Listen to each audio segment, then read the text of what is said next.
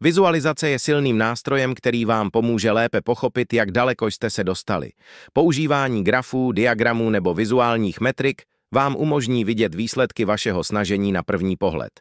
Například pokud sledujete svůj běžecký trénink, můžete si vytvořit graf, který ukazuje, jak se postupně zvyšuje počet uběhnutých kilometrů každý týden. Pokud pracujete na dlouhodobém projektu, můžete použít Ganttův diagram, který zobrazuje časový plán a postup jednotlivých fází projektu. Vizualizace nejen zlepšuje přehlednost, ale také vás motivuje pokračovat dál. Když vidíte, jak se váš pokrok zlepšuje, získáte pocit hrdosti a uspokojení, což vás povzbuzuje k dalšímu úsilí. Dalším důležitým krokem při sledování pokroku je získávání zpětné vazby od ostatních. Někdy je obtížné objektivně posoudit svůj vlastní pokrok, a proto je užitečné požádat o názor někoho jiného. Například pokud pracujete na projektu v týmu, můžete pravidelně diskutovat o pokrocích se svými kolegy nebo vedoucím. Pokud se snažíte zlepšit své dovednosti, můžete požádat mentora nebo trenéra o hodnocení vašeho výkonu. Zpětná vazba vám pomůže identifikovat silné stránky, na kterých můžete stavět, a oblasti, kde je třeba se zlepšit. Kontrolní body jsou konkrétní místa v procesu, kde si ověříte, zda postupujete podle plánu. Tyto body vám umožní pravidelně zhodnotit svůj pokrok, přizpůsobit strategii a napravit případné chyby. Například pokud je vaším cílem naučit se základní dovednosti v programování během 6 měsíců, můžete si nastavit kontrolní body na konci každého měsíce. V těchto bodech zhodnotíte, co jste se již naučili, a naplánujete další fáze. Kontrolní body vám pomohou rozdělit velký cíl na menší části a udržet se na správné cestě. Sledování pokroku vám také umožní upravit svůj přístup, pokud zjistíte, že něco nefunguje podle plánu. Flexibilita je důležitá, protože vám umožní reagovat na změny a překážky, které se mohou objevit během cesty k vašemu cíli. Například pokud si všimnete, že některý úkol trvá déle, než jste očekávali, můžete upravit svůj časový plán nebo přerozdělit zdroje. Pokud zjistíte, že některý přístup nepřináší očekávané výsledky, můžete vyzkoušet jinou strategii. Sledování pokroku není jen o záznamech a číslech, ale také o udržování vaší motivace. Každý splněný úkol, každé dosažené milníky a každý krok vpřed vám připomínají, že se posouváte blíž ke svému cíli. Můžete si například vytvořit systém odměn, kdy si za každý významný pokrok dopřejete malou odměnu. Například oblíbený film, volný den nebo něco, co vás opravdu potěší. Přizpůsobení a flexibilita jsou klíčovými schopnostmi, které významně přispívají k úspěšnému dosažení cílů a zvládání nečekaných překážek. Bez schopnosti přizpůsobit se změnám může být obtížné zůstat na správné cestě, neboť okolnosti se mohou rychle měnit a původní plán nemusí vždy odpovídat realitě. Flexibilita umožňuje nejen reagovat na změny, ale také efektivně hledat nové přístupy, přenastavovat priority a zlepšovat strategie. Přizpůsobení je tedy proces, který spojuje plánování, kreativitu a schopnost rychlého rozhodování. Prvním krokem k dosažení flexibility je uvědomění si, že změny jsou přirozenou součástí jakékoliv cesty za cílem. Bez ohledu na to, jak dobře je plán vytvořen, vždy existuje možnost, že se objeví neplánované překážky, nové okolnosti nebo nečekané příležitosti. Například pokud pracujete na dlouhodobém projektu, může se stát, že se změní podmínky na trhu, objeví se nové technologie nebo zjistíte, že některé strategie nefungují tak, jak jste očekávali. V těchto situacích je důležité mít otevřenou mysl a být ochoten přizpůsobit svůj přístup. Pochopení, že změny nejsou selháním, ale příležitostí ke zlepšení, je zásadní. Flexibilní přístup vám umožní reagovat na změny pozitivně a hledat způsoby, jak je využít ve svůj prospěch. Klíčovým aspektem přizpůsobení je schopnost rozpoznat, kdy je třeba změnit přístup. Ne každá situace vyžaduje okamžité úpravy. A proto je důležité být schopen analyzovat, zda je změna skutečně nezbytná. Například pokud se na vaší cestě objeví překážka, měli byste si položit otázky, je tato překážka dlouhodobá nebo pouze dočasná? Jaký dopad má tato situace na můj cíl? Mohu pokračovat podle původního plánu, nebo je třeba upravit strategii? Schopnost objektivně posoudit situaci vám umožní rozhodnout se, zda je změna nezbytná, a pokud ano, jakým směrem se vydat. Jedním z nejdůležitějších kroků při přizpůsobení je přehodnocení priorit. Když se okolnosti změní, je často potřeba přenastavit, na co se zaměřit, abyste mohli efektivně dosáhnout svého cíle. Například pokud zjistíte, že některé úkoly nebo projekty nejsou tak důležité, jak jste původně předpokládali, můžete je přesunout na později nebo je zcela eliminovat. Naopak, pokud se objeví nové příležitosti, které mají větší potenciál, můžete jim věnovat více času a zdrojů. Přehodnocení priorit vyžaduje pravidelnou analýzu situace a ochotu opustit méně důležité aktivity. Tento přístup vám umožní soustředit se na to, co má skutečně hodnotu, a minimalizovat ztrátu času a energie. Flexibilita často znamená také přizpůsobení časového plánu. Někdy se může stát, že některé úkoly zaberou více času, než jste původně odhadovali, nebo že se objeví nečekané závazky, které ovlivní váš harmonogram. Například pokud pracujete na projektu a zjistíte, že jedna z fází vyžaduje více času na dokončení, než jste plánovali, je důležité upravit termíny dalších úkolů tak, aby se celý plán nezhroutil. To může zahrnovat přesunutí méně důležitých aktivit na později nebo zkrácení jiných úkolů, pokud je to možné. Upravený časový plán by měl být realistický a přizpůsobený aktuálním podmínkám. Tento proces vám pomůže zůstat na správné cestě i v případě, že se původní harmonogram změní. Přizpůsobení často vyžaduje kreativní přístup k hledání nových strategií a řešení. Když se objeví překážky, je důležité se nezastavit, ale hledat alternativní způsoby, jak dosáhnout svého cíle. Například, pokud se ukáže, že původní strategie nefunguje, můžete experimentovat s jiným přístupem, který lépe odpovídá aktuálním podmínkám. To může zahrnovat změnu metody práce, využití nových nástrojů nebo zapojení dalších lidí, kteří vám mohou pomoci. Kreativita je klíčovým prvkem přizpůsobení, protože vám umožňuje najít efektivní řešení i v situacích, které se na první pohled zdají složité nebo nepřekonatelné. Přizpůsobení se změnám může být stresující, zejména pokud se jedná o nečekané situace nebo pokud máte pocit, že ztrácíte kontrolu. Důležité je naučit se zvládat stres a pracovat s nejistotou. Praktiky jako mindfulness, meditace nebo pravidelné přestávky vám mohou pomoci udržet klidnou mysl a soustředit se na hledání řešení. Kromě toho je užitečné rozdělit velké problémy na menší části, které jsou jednodušší na zvládnutí. Zvládání stresu a nejistoty je důležité nejen pro zachování vašeho duševního zdraví, ale také pro udržení efektivity a schopnosti přizpůsobit se změnám. Flexibilita neznamená, že byste měli neustále měnit své názory nebo plány, ale spíše, že byste měli být otevření novým možnostem. To zahrnuje schopnost rychle reagovat na změny a dělat rozhodnutí, která odpovídají aktuální situaci.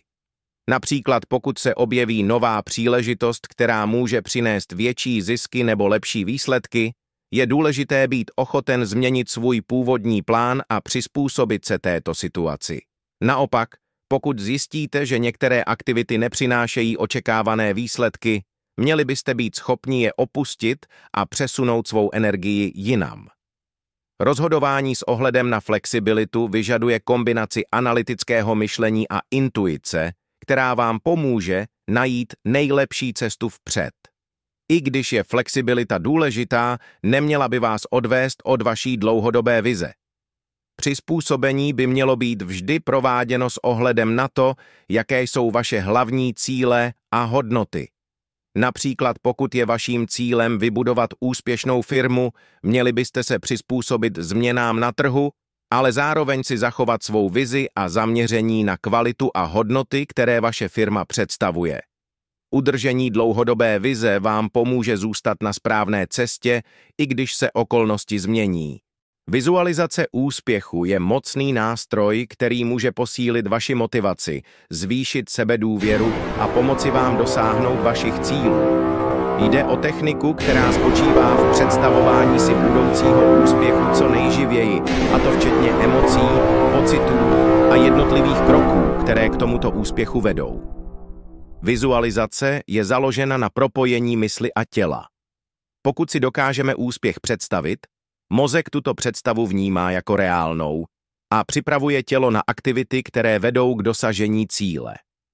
Podívejme se nyní detailně na jednotlivé podoby a praktiky vizualizace úspěchu. Prvním krokem k efektivní vizualizaci je vytvoření jasné představy o tom, co přesně pro vás znamená úspěch. Vaše představa by měla být co nejkonkrétnější, abyste si mohli vybudovat detailní mentální obraz. Jasná představa zahrnuje nejen to, jak vypadá konečný cíl, ale také okolnosti, prostředí a pocity, které s ním souvisí. Například, pokud je vaším cílem získat povýšení v práci, můžete si představit, jak sedíte ve své nové kanceláři, jak vám vaše nadřízená blahopřeje a jak se cítíte, když slavíte tento úspěch se svými blízkými. Představa by měla zahrnovat detaily, jako jsou barvy, zvuky, vůně nebo dokonce oblečení, které máte na sobě. Čím detailnější je vaše představa, tím silnější je její dopad na vaše podvědomí. Pro zvýšení účinnosti vizualizace je důležité zapojit co nejvíce smyslových podnětů. Představujte si nejen to, co vidíte, ale také, co slyšíte, cítíte a dokonce i chutnáte nebo vnímáte dotykem. Tím se vaše představa stává realističtější a váš mozek ji lépe zpracovává jako něco dosažitelného. Například pokud trénujete na maraton, při vizualizaci si představte, jak běžíte po trati, cítíte vánek na tváři, slyšíte povzbuzování diváků, vnímáte vůni přírody kolem vás a cítíte pevnou půdu pod nohama při každém kroku. Toto zapojení smyslů pomáhá posílit propojení mezi představou a emocemi, což zvyšuje vaši motivaci a připravenost. Vizualizace úspěchu je nejúčinnější, když je emocionálně propojená. To znamená, že si nejen představujete, co děláte, ale také se snažíte prožít emoce spojené s úspěchem. Tyto pozitivní emoce vám pomohou vytvořit silnější spojení mezi vašimi cíli a vnitřní motivací. Například pokud vizualizujete úspěšné absolvování důležitého projektu, představte si, jak se cítíte, když vás kolegové chválí za vaši práci, jak jste na sebe hrdí a jak vnímáte radost z toho, že jste dosáhli něčeho významného. Prožívání těchto emocí během vizualizace posiluje vaši touhu dosáhnout cíle a pomáhá vám překonávat překážky. Jednou z efektivních technik vizualizace je vytvoření mentálního filmu, ve kterém jste hlavní postavou. Tento film by měl zahrnovat všechny kroky, které vedou k dosažení vašeho cíle a měl by být co nejživější.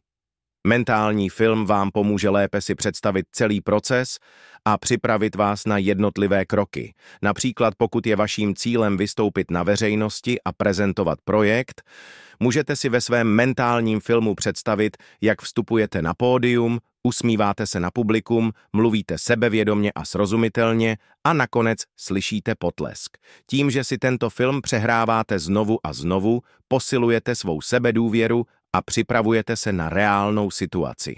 Vizualizace by měla být pravidelnou součástí vaší denní rutiny. Nejlepší je věnovat se jí ráno po probuzení a večer před spaním, kdy je mysl nejvíce vnímavá a klidná. Pravidelné opakování posiluje spojení mezi vašimi představami a vaší realitou, což zvyšuje pravděpodobnost dosažení cíle. Například si můžete každý večer před spaním vyhradit 5 až 10 minut na to, abyste si představili svůj úspěch. Zavřete oči, zhluboka dýchejte a soustřeďte se na živý obraz svého cíle. Tato pravidelnost pomáhá ukotvit váš cíl ve vašem podvědomí a udržet vás zaměřené na jeho dosažení. Kromě mentální vizualizace můžete použít i vizuální pomůcky, které vám připomínají váš cíl. Tyto pomůcky mohou zahrnovat nástěnku vizí, kde si připevníte fotografie, obrázky nebo motivační citáty související s vašimi cíli. Například pokud je vaším cílem cestovat na konkrétní místo, můžete si na nástěnku připevnit obrázky této destinace, mapu nebo letenku. Pokud chcete zlepšit svou fyzickou kondici, můžete si na nástěnku připevnit fotografii, která symbolizuje váš ideální stav. Tyto vizuální pomůcky vás motivují a připomínají vám, proč na svém cíli pracujete. Vizualizace úspěchu by neměla zahrnovat pouze ideální scénáře, ale také možné překážky a to, jak je překonáváte. Představte si například situace, které by mohly nastat a vizualizujte si, jak na ně reagujete klidně, sebevědomně a efektivně. Například pokud se připravujete na důležitý pracovní pohovor, můžete si vizualizovat otázky, které vám mohou být položeny a vaše odpovědi na ně. Představte si také, jak se vypořádáváte s nervozitou nebo neočekávanými situacemi. Tato příprava vám pomůže cítit se jistější a lépe připravený v reálných podmínkách. Vizualizace úspěchu je účinná i při budování sebedůvěry. Tím, že si představujete sami sebe jako úspěšného, kompetentního a schopného, posilujete své vnímání vlastních schopností. Mozek totiž nerozlišuje mezi tím, co si představujete, a tím, co se skutečně děje. Obojí vnímá jako reálné. Například pokud máte obavy z veřejného vystupování, můžete si vizualizovat, jak mluvíte před publikem s klidem a jistotou. Tím si posilujete přesvědčení, že jste schopni tuto situaci zvládnout a vaše sebevědomí se postupně zvyšuje. Odměňování sebe sama je jedním z nejdůležitějších nástrojů pro udržení motivace, zvýšení produktivity a posílení disciplíny. Funguje jako pozitivní posilovač chování, který vás povzbuzuje k tomu, abyste pokračovali ve svém úsilí, i když se objevují náročné momenty. Odměny poskytují pocit uspokojení z dobře vykonané práce a zároveň pomáhají vytvářet návyky, které vedou k dosažení dlouhodobých cílů. Správně nastavený systém odměn může být rozhodujícím faktorem pro to, zda vytrváte na cestě k úspěchu nebo se na ní vzdáte. Nyní rozebereme jednotlivé aspekty odměňování a jeho efektivní využití. Odměňování je založeno na psychologickém principu, podle kterého je člověk více motivován k opakování určité činnosti, pokud je za ní odměněn. Naše mysl reaguje na odměny jako na něco příjemného a vytváří spojení mezi úsilím a pocitem radosti. Díky tomu se zvyšuje pravděpodobnost, že se budete i nadále věnovat činnostem, které vás přibližují k vašim cílům. Například pokud si stanovíte, že se odměníte za splnění určitého úkolu, vaše mysl se na tento úkol bude soustředit s větší energií, protože ví, že na konci vás čeká něco pozitivního. Tato strategie funguje zejména u dlouhodobých projektů, kde je snadné ztratit motivaci, pokud nejsou výsledky okamžité. Aby odměňování bylo efektivní, je důležité stanovit si jasná pravidla, za jakých okolností se odměníte. Pokud si budete odměny dopřávat příliš často nebo bez konkrétního důvodu, ztratí svou motivační hodnotu. Na druhou stranu, příliš přísná pravidla mohou vést k frustraci a ztrátě motivace. Například si můžete stanovit, že se odměníte po splnění určitého úkolu nebo po dosažení konkrétního milníku. Pokud pracujete na projektu, můžete se odměnit po každé fázi, kterou dokončíte. Pokud se snažíte zlepšit svou kondici, odměnou může být splnění určitého počtu tréninků nebo překonání určité vzdálenosti při běhu. Důležité je, aby podmínky byly jasné, měřitelné a realistické. Díky tomu budete mít jasnou představu o tom, co musíte udělat, a odměna bude mít skutečnou hodnotu. Odměny mohou mít mnoho podob a je důležité si vybrat ty, které vás skutečně motivují. Různé typy odměn mohou zahrnovat materiální odměny. Tyto odměny zahrnují věci, které si můžete koupit nebo získat, například nový kousek oblečení, knihu, kterou jste si dlouho přáli, nebo třeba oblíbený dezert. Materiální odměny jsou velmi účinné, protože poskytují konkrétní, hmatatelnou motivaci. Zážitkové odměny Zážitkové odměny jsou často ještě cennější než materiální, protože vytvářejí vzpomínky a zlepšují vaši náladu. Může se jednat o výlet, návštěvu kina, relaxační masáž nebo večer s přáteli. Tyto odměny vám pomohou udržet si pozitivní přístup a posílit vaši motivaci. Čas pro sebe. Čas strávený jen pro sebe může být jednou z nejcennějších odměn, zejména pokud máte nabitý program. Může jít například o hodinu čtení oblíbené knihy, sledování seriálu, který máte rádi, nebo třeba jen odpočinek na pohovce. Tento typ odměn vám pomáhá obnovit energii a soustředit se na své cíle.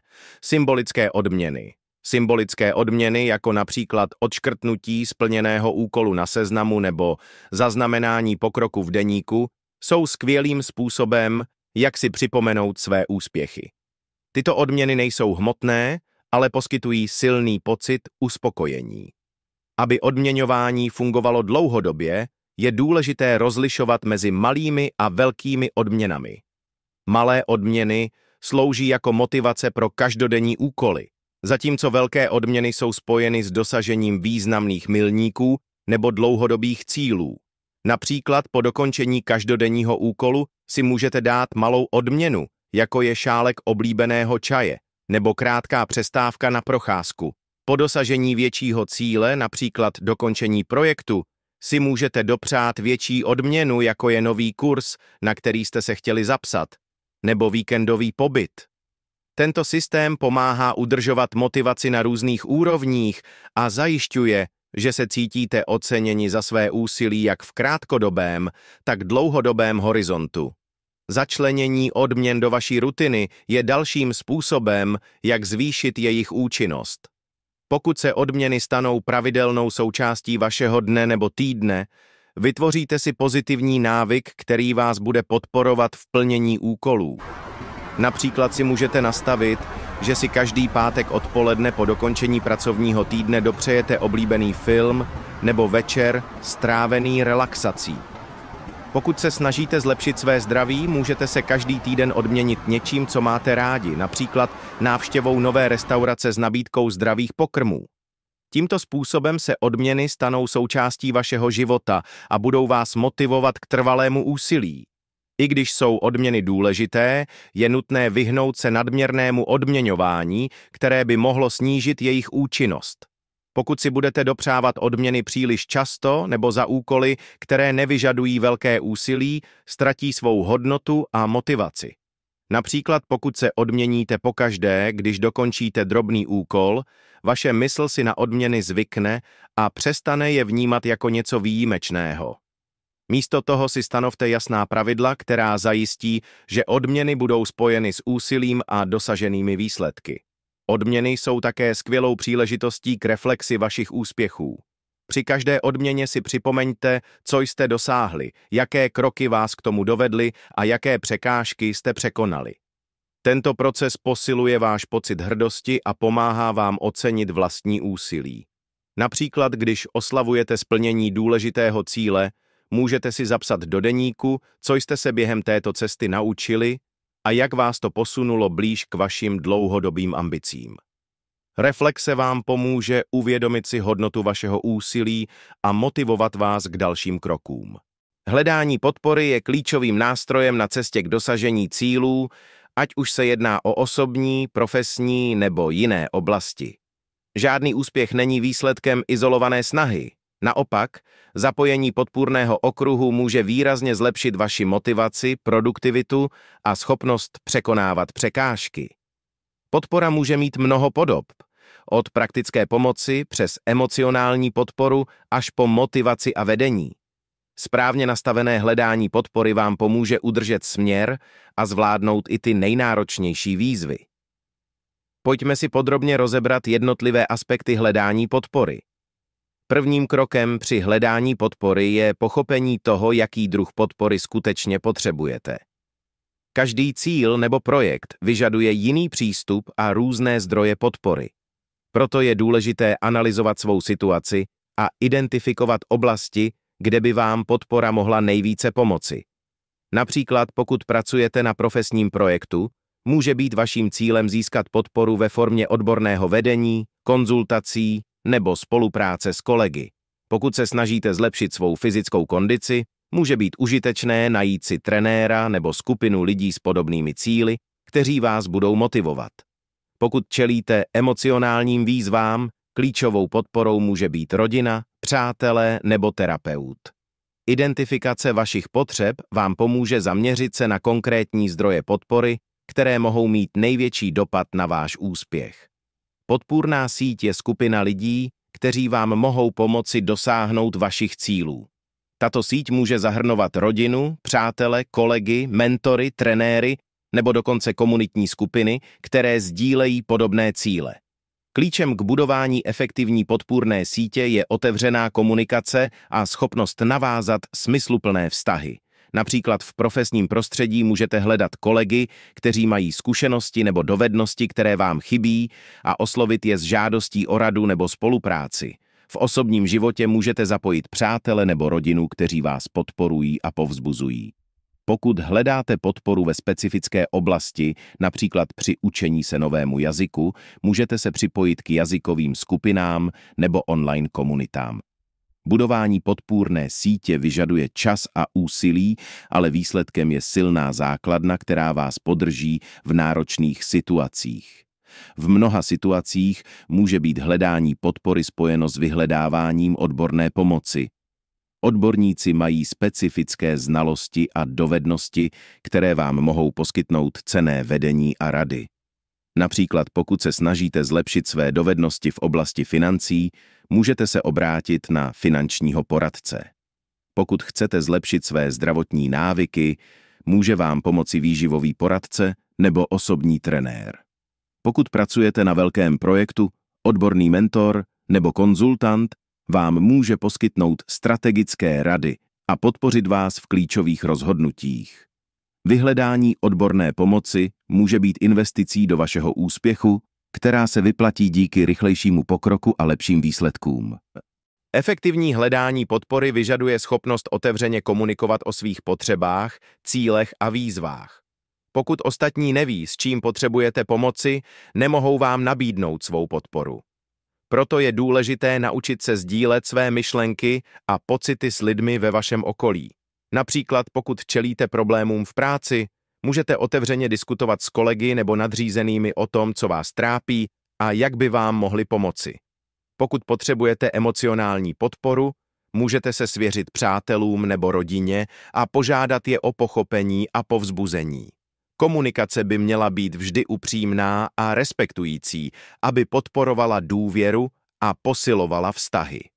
Otevřenost vám také pomůže lépe pochopit, kdo je ochoten vás podpořit a jakým způsobem. Komunity a skupiny jsou skvělým zdrojem podpory, protože spojují lidi, kteří sdílejí podobné cíle, zájmy nebo hodnoty. Připojení se k takové skupině vám poskytne nejen praktickou pomoc, ale také pocit sounáležitosti a motivace. Například pokud se snažíte zlepšit své zdraví, můžete se připojit ke skupině zaměřené na fitness nebo zdravou výživu.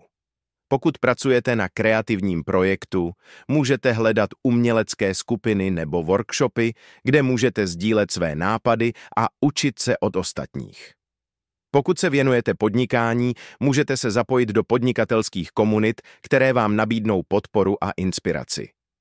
Komunity a skupiny vám také umožní navázat nové kontakty, které mohou být cenné nejen pro váš aktuální cíl, ale i pro budoucnost.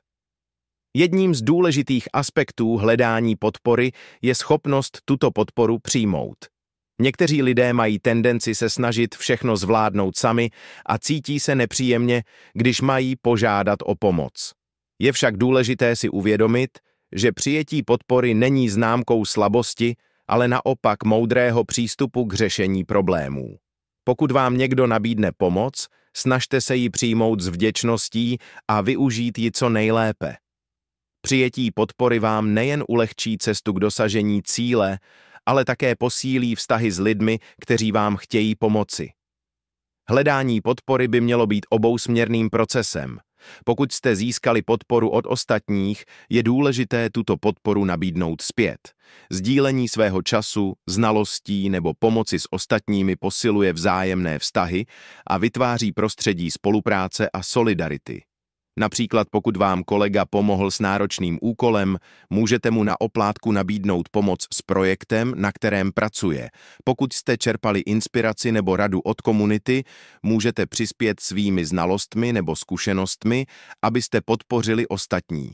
Poskytování podpory zpět nejen zlepšuje vaše vztahy, ale také posiluje vaši vlastní motivaci a sebedůvěru. Sebevědomí a vytrvalost jsou klíčové vlastnosti, které vám pomáhají čelit výzvám, překonávat překážky a dosahovat svých cílů. Sebevědomí je víra ve vlastní schopnosti a odvaha čelit novým situacím, zatímco vytrvalost je schopnost pokračovat, i když čelíte obtížím nebo máte pocit, že cesta k cíli je příliš náročná. Tyto dvě vlastnosti se vzájemně doplňují a společně tvoří nezbytný základ pro dlouhodobý úspěch. Nyní si podrobně rozebereme jednotlivé aspekty sebevědomí a vytrvalosti, jejich rozvoj a způsob, jak je využít pro dosažení vašich cílů. Sebevědomí není vrozená vlastnost, ale dovednost, kterou si může každý osvojit a rozvíjet. Klíčem k budování zdravého sebevědomí je pochopení svých silných stránek, schopností a hodnoty. Začněte tím, že si vytvoříte seznam věcí, ve kterých vynikáte, a úspěchů, na které jste hrdí. Například si můžete poznamenat, že jste dobrý řečník, schopný řešit problémy nebo máte silné organizační schopnosti. Pokud máte pocit, že vaše silné stránky jsou nejasné, požádejte blízké přátele nebo kolegy o zpětnou vazbu. Mnohdy si lidé nevšimnou svých vlastních předností, dokud je na ně někdo neupozorní. Dalším krokem je stanovení realistických cílů, které odpovídají vašim schopnostem. Každý dosažený cíl, i ten nejmenší, posiluje vaše sebevědomí a motivuje vás k dalším krokům. Je důležité se zaměřit na proces, nikoli pouze na výsledky. Ocenit sami sebe za úsilí, které jste vynaložili, i když výsledek není dokonalý. Každý člověk čas od času čelí pochybnostem o sobě. Ale důležité je nenechat tyto myšlenky převzít kontrolu nad vaším jednáním. Prvním krokem k překonání pochybností je uvědomění si, že nejsou založeny na realitě, ale na vašich obavách nebo negativních přesvědčeních. Například pokud se bojíte, že nejste dostatečně schopní zvládnout určitý úkol, zamyslete se nad minulými situacemi, kdy jste úspěšně zvládli podobné výzvy. Připomeňte si, že chyby jsou přirozenou součástí učení a růstu, nikoli důkazem selhání. Praktikování pozitivního myšlení také hraje klíčovou roli. Každý den si vědomě připomeňte něco, co se vám povedlo, a zaměřte se na své pokroky místo na své nedostatky. Připomeňte si, že každý malý krok vpřed je důležitý. Vytrvalost je schopnost pokračovat ve svém úsilí navzdory překážkám, neúspěchům nebo nedostatku výsledků. Klíčem k rozvoji vytrvalosti je změna způsobu, jakým nahlížíte na překážky a nezdary. Místo toho, abyste je vnímali jako selhání, je berte jako příležitost k učení a růstu. Například pokud se vám nepodaří dosáhnout cíle na první pokus, zamyslete se nad tím, co jste se z této zkušenosti naučili a jak můžete svůj přístup zlepšit. Vytrvalost není o tom, jak rychle dosáhnete svého cíle, ale o tom, jakým způsobem se vyrovnáte s překážkami na cestě. Dalším nástrojem pro rozvoj vytrvalosti je rozdělení velkých cílů na menší, zvládnutelné kroky. Tím se vyhnete pocitu přetížení a budete mít jasnou představu o tom, co je třeba udělat. Každý splněný krok vám dodá energii a motivaci pokračovat dál. Jedním z nejčastějších důvodů ztráty sebevědomí a vytrvalosti je nastavení příliš vysokých nebo nerealistických očekávání. Pokud si stanovíte cíle, které jsou mimo vaše aktuální schopnosti nebo zdroje, můžete se snadno cítit frustrovaní a demotivovaní. Například pokud se rozhodnete během měsíce dosáhnout cíle, který by běžně vyžadoval půl roku přípravy, je pravděpodobné, že se setkáte s neúspěchem. Místo toho si stanovte menší cíle, které jsou dosažitelné v kratším časovém horizontu a postupně na nich stavte. Realistická očekávání vám pomohou udržet pozitivní přístup a zabrání tomu, abyste se nechali odradit neúspěchem. Inspirace od lidí, kteří již dosáhli podobných cílů, vám může dodat sebevědomí a posílit vaši vytrvalost. Sledujte příběhy úspěšných lidí, čtěte jejich zkušenosti a učte se z jejich přístupu k překážkám. Například pokud se snažíte zlepšit svou fyzickou kondici, můžete hledat inspiraci u sportovců nebo lidí, kteří překonali podobné výzvy. Pokud pracujete na kariérním rozvoji, můžete si přečíst příběhy podnikatelů nebo profesionálů, kteří dosáhli úspěchu ve vašem oboru. Hledání inspirace vám připomene, že i ti nejúspěšnější lidé čelili překážkám, ale díky vytrvalosti a víře ve své schopnosti je dokázali překonat. Jedním z nejlepších způsobů, jak posilovat sebevědomí a vytrvalost, je vedení si záznamů o svém pokroku. Každý úspěch, ať už malý nebo velký, si zaznamenávejte do deníku nebo aplikace. Například pokud se snažíte naučit novou dovednost, zaznamenejte si každý krok, který jste zvládli a každou překážku, kterou jste překonali. Tyto záznamy vám poskytnou vizuální důkaz o tom, jak daleko jste se posunuli a pomohou vám uvědomit si, že vaše úsilí má smysl. Sebevědomí a vytrvalost jsou úzce spjaty s tím, jak se o sebe staráte, fyzicky, mentálně i emocionálně. Péče o sebe zahrnuje dostatek odpočinku, zdravou stravu, pravidelný pohyb a čas na relaxaci. Například, pokud se cítíte vyčerpaní, je těžké udržet si motivaci a pokračovat ve svém úsilí. Pravidelné přestávky a aktivity, které vás nabíjejí energií, vám pomohou udržet rovnováhu a zaměřit se na své cíle s větším odhodláním.